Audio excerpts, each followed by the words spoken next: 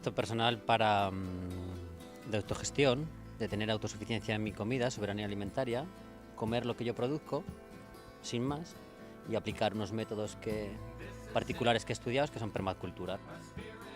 La permacultura es digamos que es una manera de vivir un poco, en la cual cultivamos la tierra o tratamos la tierra de la forma más natural posible, sin agredirla, sin ponerle productos químicos, un tratamiento totalmente ecológico y con unas características muy peculiares, por ejemplo, al cultivo ecológico.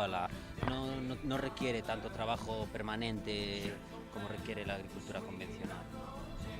Los alumnos somos los que promovemos este tipo de actos, ¿no? Que son, digamos, iniciativas en las cuales, a cambio de la experiencia de hacer algo en torno a la permacultura, ellos tienen la experiencia de participar y de aprender.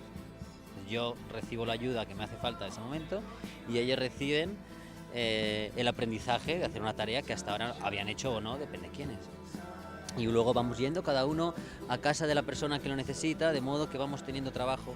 El otro fin de semana estuvimos en uno que nos enseñaron a podar, próximamente haremos uno de injertar, y vamos aprendiendo tareas necesarias digamos, en lo que es todo el tema de la permacultura, todo lo necesario en el mundo del campo, y se van haciendo tareas y todos vamos aprendiendo a base de la experiencia. Comemos algo, nos conocemos, vamos haciendo contactos también, que es muy importante a la hora luego de moverse, ¿no? La idea es poder llegar a aprender a ser autosuficiente en la máxima manera posible. ¿Este terreno os lo han cedido o es vuestro de algo? No, es un terreno de un señor que hacía tiempo que problemas de salud ya no lo podía mantener ni cuidar, y simplemente le propuse revivir de nuevo el sitio a cambio de nada, de cuidárselo, de que me deje plantar, y cambiaremos, le daré verdura, le daré huevos y él tendrá esto otra vez vivo.